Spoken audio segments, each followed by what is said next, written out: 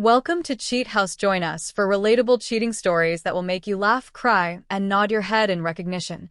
At 54 years old, I had always prided myself on being in control of my life, but nothing could have prepared me for the emotional whirlwind that came when I met Ethan.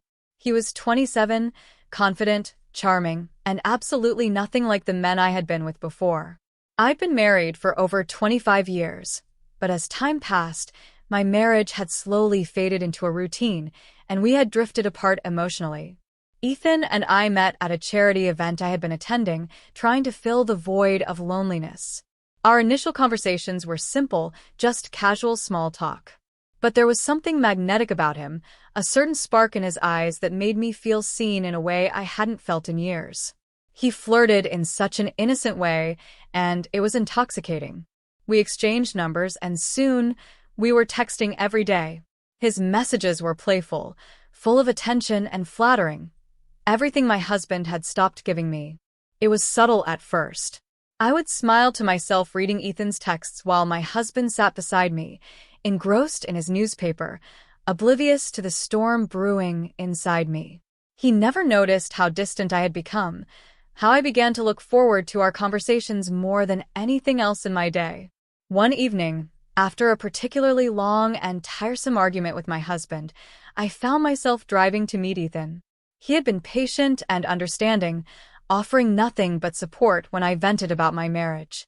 I didn't tell him the full truth, but somehow he knew. When I arrived at his apartment, he greeted me with a warm smile, and for the first time in months, I felt desired, truly seen. The night progressed in a way I never thought it would. We talked, we laughed, and before I knew it, we were in each other's arms. Ethan was different. He was tender, gentle, yet passionate in ways that left me breathless. It was a blur of emotions, a whirlwind that I couldn't stop. In the moment, I convinced myself it was just a mistake, that I'd never do it again. But the truth was, I couldn't stop thinking about him. The next few weeks were a tangled mess of guilt and excitement. I felt torn between the life I had with my husband and the intense connection I shared with Ethan. It was like living a double life. With my husband, I was the dutiful wife, but with Ethan, I was a woman rediscovering parts of herself she thought were lost forever. I told myself it was just a phase, but the pull was stronger than anything I had ever felt before. Eventually, my husband began to notice my distance. He asked if everything was okay, and I lied, telling him I was just stressed with work. But he wasn't blind. The atmosphere at home was tense, and the cracks in our marriage were becoming harder to ignore. It was a harsh reality check, but I wasn't ready to face it. Not yet. Then one day, my secret life came crashing down. I accidentally left my phone on the kitchen counter, and my husband found a text from Ethan. It was nothing inappropriate, but the flirtatious tone was enough. When he confronted me, everything came to a head. The guilt, the lies, the betrayal, it all spilled out. I tried to justify it, to explain that I was unhappy, but the damage was done. The affair ended that night. Ethan was devastated, but I knew I couldn't keep up the deception. My marriage was falling apart, and I couldn't hide it anymore. My husband and I talked for hours, but it was clear we were at a crossroads. The trust was broken, and nothing would ever be the same. It's been months since the affair ended, and I'm still trying to make sense of everything. Ethan and I no longer speak, though I often wonder what could have been. As for my marriage, it's a work in progress. We're trying to rebuild, but the cracks remain. Looking back, I know I made a choice that changed everything. I'm not proud of what happened, but I can't help but wonder if, in some strange way, it was a necessary wake-up call. I'm 54 years old, and now I'm learning that it's never too late to rediscover yourself, even if it comes at the cost of everything you thought you knew. The aftermath of the affair left me feeling like I was living in a fog, unsure of what to do next. The conversation with my husband had been long and painful, filled with anger, tears, and regret. He wasn't as surprised as I thought he would be. The cracks in our marriage had been growing for years, but neither of us had been willing to acknowledge them fully. In a way, he had seen this coming, but the betrayal still stung deeply. As I tried to pick up the pieces of my shattered marriage, I realized that healing wasn't going to be simple. There was a part of me that longed for the excitement and passion I had experienced with Ethan, but I also knew that those feelings were fleeting, born out of a sense of loneliness and discontent. What had seemed like an escape, a way to feel alive again, had only compounded my problems. My husband and I started therapy in an attempt to rebuild what we had lost, but the trust between us felt like it had been permanently fractured. Every time I looked at him, I saw the hurt in his eyes, and it reminded me of the choices I had made. I wanted to take it all back, but I couldn't undo the past. I had crossed a line that was impossible to erase, and no amount of apologies could fix it. Meanwhile, Ethan continued to linger in my mind. There were moments when I regretted ending things with him, when I thought about how easy it would be to slip back into his world. His presence had made me feel younger, freer, like I was someone important again. But I also realized that what we shared was never meant to last. It was a brief, intoxicating chapter in a much larger story, and trying to rewrite it would only lead to more pain.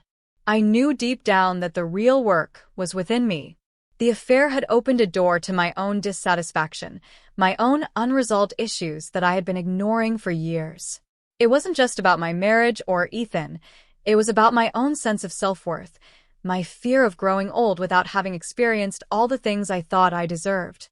I had been searching for validation in the wrong places, thinking that someone else's love could fix what was broken inside me.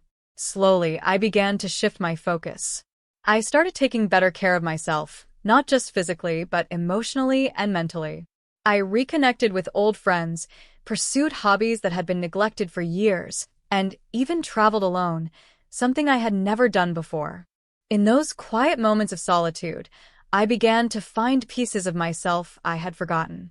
It wasn't about seeking approval from others, it was about reclaiming my own identity. Months passed, and my marriage began to heal, though it would never be the same. There were no grand gestures, no magical moments that made everything right. Instead, there were small, consistent efforts to rebuild the foundation of trust and respect. My husband and I were learning to communicate again, to listen without judgment, and to find common ground where we could. It was hard work, but it was the only path forward. As for Ethan, I haven't heard from him since the last time we spoke.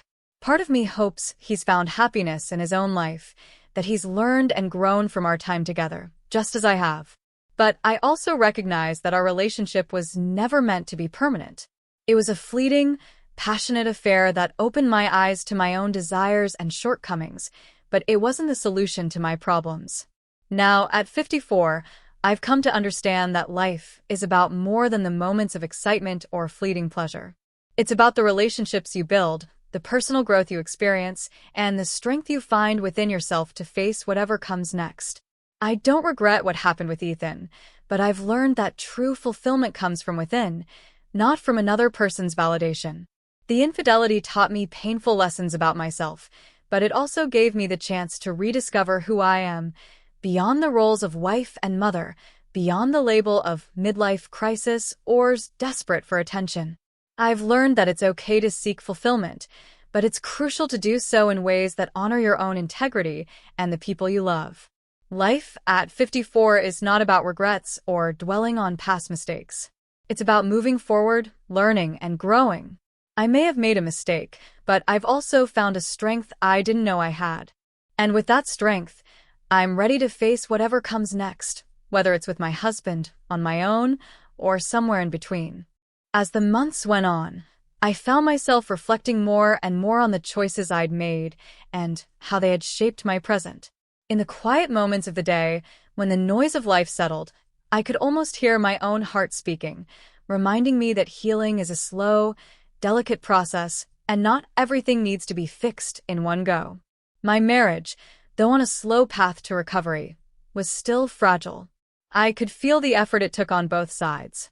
My husband and I had good days, where we shared moments of laughter, and bad days, where silence was the only language between us. We were no longer the same people we had been before the affair, and there was no pretending that it hadn't happened. But we were both trying, in our own ways, to rebuild trust. I started to see my husband differently, not as the person who had failed me, but as a partner who had been just as lost in the routine of our lives as I had been. We were both victims of time and complacency, not actively seeking to hurt one another, but both too comfortable to recognize the slow erosion of our relationship. The affair was a wake-up call, but it was also a reminder that neither of us could take the other for granted. Still, there was this voice deep inside of me, whispering that I needed more. Not more from anyone else, but from myself. I realized how much I had ignored my own needs and desires over the years. I had given so much of myself to the roles I played in my marriage and as a mother that I forgot what it meant to simply be me. I had spent too long being defined by others, by expectations, by time. I began to embrace the freedom of living for me. It wasn't about abandoning my responsibilities or leaving behind the life I had built, but about finding a balance between all the roles I had to play and the person I was underneath it all. I went back to school just for something to learn and explore, not because I needed a degree, but because I wanted to challenge myself. I rejoined the yoga class I'd stopped attending years ago and began running in the mornings, feeling the fresh air on my face as I started my day on my own terms. There were days when I missed the spark that Ethan had ignited in me. It wasn't the affair that I longed for, but the feeling of being desired, the rush of passion that I had believed I was missing. But I started to realize that I could have that again, not from someone else, but from myself. I didn't need an external source to validate my worth or to make me feel alive. It was a hard lesson, but a necessary one. What Ethan gave me, attention, validation, passion, was just a temporary fix for a much deeper issue. The true healing had to come from within. It wasn't enough to blame my husband or my marriage for my unhappiness. I had to take responsibility for the way I had neglected myself and my own desires. I had to learn how to nurture my own spirit again, and in doing so, I could find fulfillment, regardless of the state of my marriage. Months turned into a year, and as I look back now, I see how far I've come. My marriage has shifted. It isn't perfect, and maybe it never will be. But it is real, and it is ours.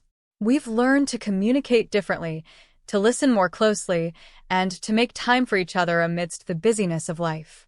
My husband is still my partner, but I no longer see him as the one who completes me. I've learned that I must complete myself first.